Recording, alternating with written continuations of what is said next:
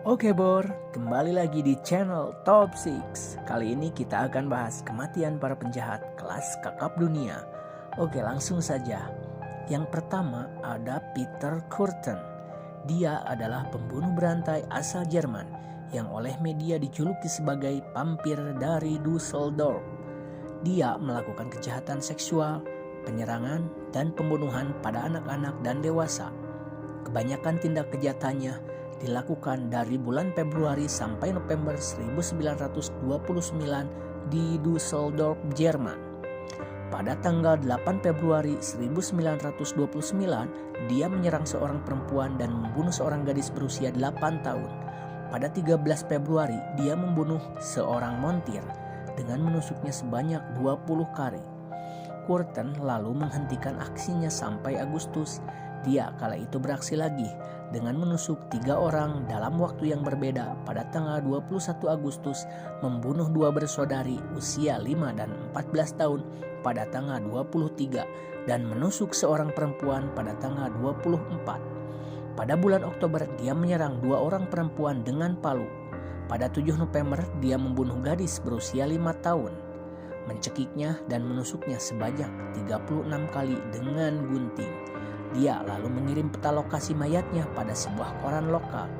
Banyak dan bervariasinya korban menyebabkan polisi mengira bahwa ada lebih dari seorang pembunuh, bahkan pernah ada sampai lebih dari 900.000 tersangka. Dia melakukan beberapa penyerangan dengan palu dari Februari sampai Maret 1930. Pada bulan Mei 1930 dia membawa seorang perempuan bernama Maria Budlik ke hutan Grevenberger. Di sana dia memperkosanya namun tidak membunuhnya. Berkat Maria Budlik, polisi berhasil mengetahui rumah Kürten. Pada 24 Mei dia akhirnya ditangkap dan dieksekusi dengan alat pemenggal kepala.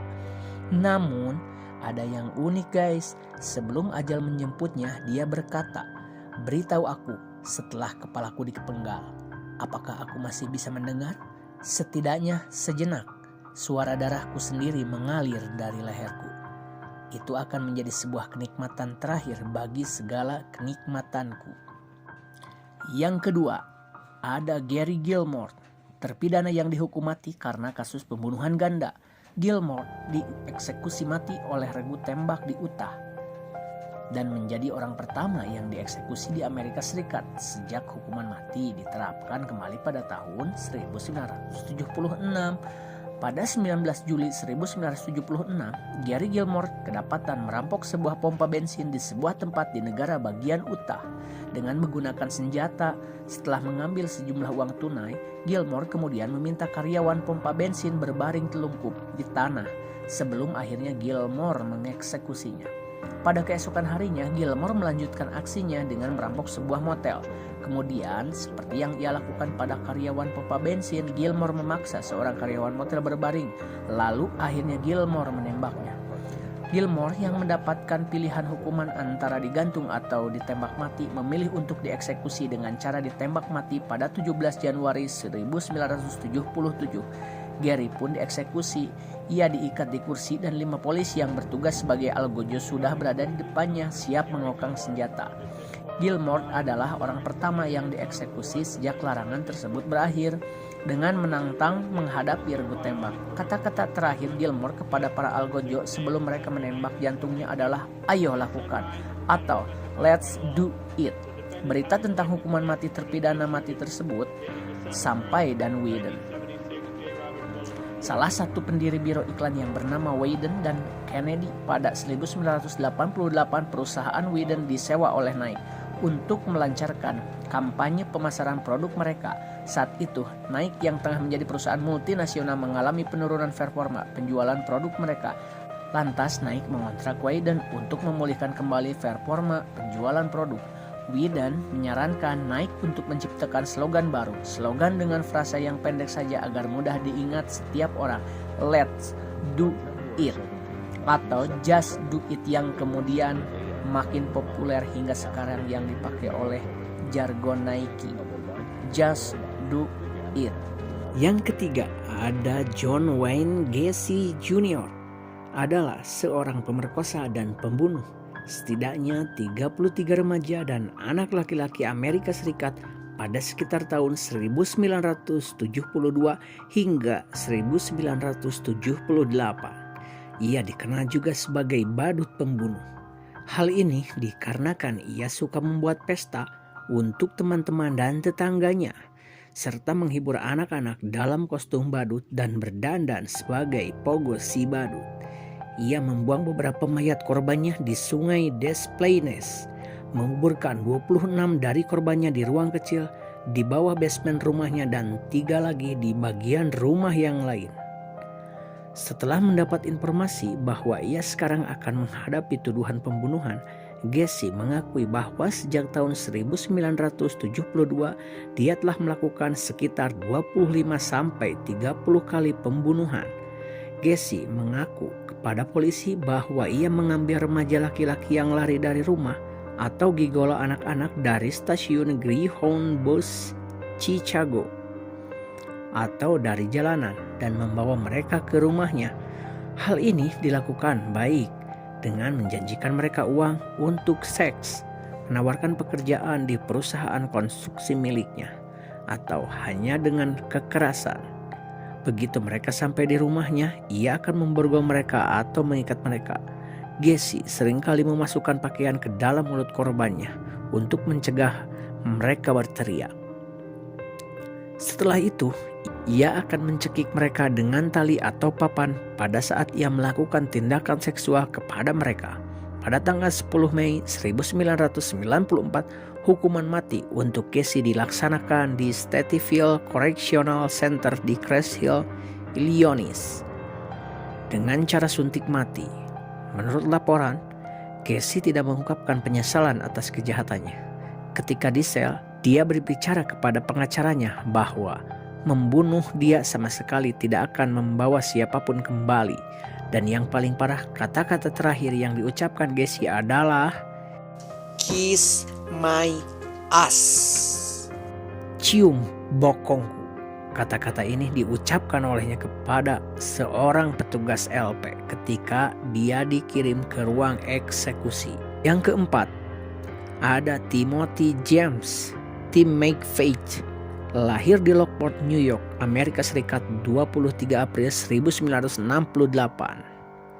Pada umur 33 tahun, adalah seorang teroris berkebangsaan Amerika yang dikenal sebagai pelaku pengeboman Oklahoma City. Ia meledakkan bom mobil di depan gedung Federal Alfred P. Murrah di Oklahoma City pada tanggal 19 April 1995. Serangan tersebut menewaskan 168 orang dan melukai lebih dari 600 orang. Pengeboman Oklahoma City dianggap sebagai tindakan terorisme domestik yang paling serius dalam sejarah Amerika Serikat. Dan ini adalah peristiwa terorisme yang paling mematikan di Amerika Serikat sebelum serangan 11 September. Motif tindakan McVeigh yang merupakan seorang veteran Perang Teluk adalah bermaksud membalas dendam terhadap pemerintah Amerika atas peristiwa penyergapan Waco yang mengakibatkan kematian 76 orang, yaitu 2 tahun sebelum pengeboman Oklahoma City. Juga untuk insiden Ruby Ridge pada tahun 1992. McVeigh berharap untuk dapat menginspirasi pemberontakan terhadap pemerintah yang dianggapnya sebagai tirani. Dia kemudian dijatuhi hukuman mati dan telah dieksekusi dengan suntik mati 11 Juni 2001 di El Terre Haute, Indiana. Jasadnya kemudian dikremasi setelah ditolak untuk dikebumikan di pemakaman milik militer. Namun, ada hal unik. Sebelum dia dieksekusi, McVeigh mengundang komposer California David Woodard untuk memainkan musik massal Requiem pada malam eksekusinya. Yang kelima, ada Pablo Escobar. Bicara gembong narkoba terkaya di dunia, orang akan menyebut nama Pablo Escobar. Dia merupakan bandar kokain kelas kakap yang tercatat pernah menjadi orang terkaya di dunia. Pablo Escobar adalah pemimpin kartel Medellin dari Kolombia yang memonopoli peredaran narkoba jenis kokain di Miami dan sejumlah kawasan di Amerika Latin. Bahkan di puncak kejayaannya, kartel memasok 80% kokain di seluruh dunia. Sosoknya sangat kontroversial. Selain sebagai bandar narkotik, namanya kesohor di tengah masyarakat miskin Kolombia karena banyak yang menganggapnya sebagai pahlawan. Dia dianggap sangat dermawan terhadap orang-orang miskin. Sepanjang hidupnya, dia banyak mendonorkan uangnya untuk pembangunan gereja, sekolah, perumahan orang miskin, lapangan sepak bola, dan membagi-bagikan uang di setiap kesempatannya bertemu masyarakat kelas bawah. Dia digelari sebagai Robin Hood dari Kolombia. Pablo Escobar adalah seorang ambisius. Pria dengan nama lain Pablito ini pernah menjadi anggota dewan di parlemen Kolombia. Masuk Kongres dilakukan untuk melampangkan jalan bagi dirinya yang berkeinginan menjadi presiden Kolombia. Sayangnya 2 tahun kemudian dia mengundurkan diri setelah bisnis gelapnya dibeberkan politisi yang juga Menteri Kehakiman Kolombia Rodrigo Lara. Belakangan Lara ditembak dalam sebuah insiden di jalan atas perintah Escobar. Kisah hidupnya yang menarik diangkat di beberapa layar lebar, sebut saja serial Netflix berjudul Narcos yang tayang belum lama ini. Dilansir dari Forbes, Pablo Escobar sempat masuk dalam daftar orang terkaya dunia selama 7 tahun berturut-turut dari tahun 1987 sampai 1993 di urutan ke-7. Forbes mencatat kekayaan bersihnya pada tahun 1988 sudah mencapai sebesar 3 miliar dolar Amerika Serikat. Kekayaan terus bertambah dari tahun ke tahun. Kekayaan Pablo Escobar langsung melejit sejak terjun ke bisnis kokain. Di usia yang baru 26 tahun, dia sudah memiliki simpanan uang sebesar 3 juta dolar Amerika Serikat. Kekayaannya terus berlipat. Kartelnya bisa meraup 420 juta dolar AS per minggu atau 22 miliar dolar AS per tahunnya. Saking kayanya, Pablo Escobar menawarkan diri untuk membayarkan utang Kolombia sebesar 10 miliar dolar AS dengan syarat pemerintah menghapus perjanjian ekstradisi dengan Amerika Serikat. Namun pada tahun 1992 pemerintah mengerahkan ribuan tentara dan ratusan pasukan khusus menyerbu penjara setelah insiden pembunuhan sesama anggota kartel di dalam penjara La Catedral. Dia juga diketahui masih menjalankan bisnis gelapnya dari penjara. Pablo Escobar berhasil melarikan diri dari penjara. Sejak itu pemerintah melakukan perburuan besar-besaran terhadap Pablo Escobar. Setelah berbulan-bulan diburu, dia ditemukan di tempat persembunyiannya di Medellin. Dalam sebuah baku tembak di atap bangunan, dia tewas tertembak di bagian kepala. Banyak orang-orang miskin di Medellin yang meratapi kematiannya saat pemakaman. Tercatat ada 25.000 orang hadir mengantarkannya ke liang lahat.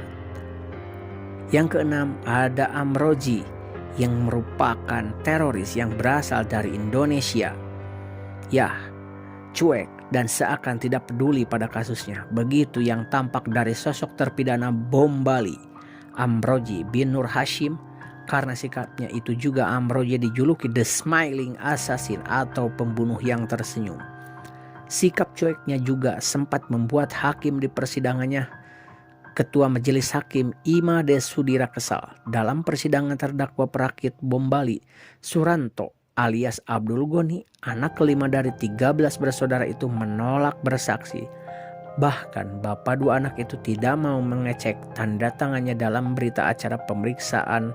Karena sikap ini akhirnya jaksa hanya membacakan BAP Amrozi. Meski terkesan cuek, Amrozi adalah pribadi yang sangat keras. Dia disebut-sebut didukung oleh Jamaah Islamiyah. Meski tuduhan itu ditepisnya, dia menegaskan aksi pengeboman yang dia lakukan bersama komplotannya itu murni untuk membela umat Islam di seluruh dunia. Pria kelahiran 5 Juli 1962 itu ditangkap 5 November 2002 atau sekitar 1 bulan setelah bom di Jalan Raya Legian Padis Pub dan Syari Club. Pria muda itu dicokok saat baru bangun tidur di rumahnya di Desa Tenggulun, Lamongan, Jawa Timur. Tidak sempat ganti baju apalagi mandi, anak pasangan Taryem dan Nur Hashim itu langsung dibawa dengan mobil. Sebelum menghuni lapas Batu Nusa Kambangan, Jawa Tengah, Amrozi ditahan di rutan Polda Bali. Amrozi merupakan salah satu dari 3 tokoh inti bom Bali. Dibantu Ali Imron, pria kurus itu bertugas membeli bahan peledak dan mobil L300 yang diketahui digunakan untuk membawa alat-alat pengeboman. Bahan-bahan kimia itu dibeli pria muda itu di toko tidar kimia milik Sylvester Tendian di Surabaya. Beberapa pekan sebelum hari pengeboman, entah apa maksudnya, barang-barang yang bisa menjadi ganas itu dibawa ke Bali dalam 4 kali pengiriman menggunakan jasa paket bus penumpang umum jurusan Surabaya, Ubung, Denpasar. Sementara mobil yang dibeli Ambrozi dikirim ke Bali pada 12 Oktober 2002. Mobil itu konon diterima langsung oleh Koordinator Lapangan atau Korlap, Imam Samudra. Usai menunaikan tugas-tugas itu, pria yang rujuk dengan istri pertamanya, Rohma, itu mengaku pulang ke desanya di Solokuro, Lamongan, Jawa Timur pada 10 Oktober. Dia juga mengaku tidak tahu menau tentang bagaimana peristiwa pengeboman. Di Legian yang menewaskan sekitar 202 orang itu pada 12 Oktober 2002. Setelah melalui persidangan yang panjang, pria yang saat pengeboman berusia 40 tahun itu divonis bersalah dan dihukum mati oleh Pengadilan Kerobokan di Denpasar, Bali. Sejak itu Ambrozi menjadi penghuni LP Kerobokan, namun bersama 2 tersangka lain, Imam Samudra dan Muklas. Ambrozi dipindahkan ke LP Nusa Kambangan, Jawa Tengah pada 11 Oktober 2005. Dalam persidangan, pria yang pernah menimba ilmu dari Abu Bakar Bashir itu mengaku memang terlibat dengan peristiwa bom Bali 1. Namun dia tetap berkeras tidak pernah menjadi pelaku pengeboman. Meski begitu, polisi tetap yakin Ambrozi adalah orang penting dalam aksi teroris itu. Mereka berkeyakinan pemuda desa itu bertugas sebagai pelaksana dan perencana di lapangan.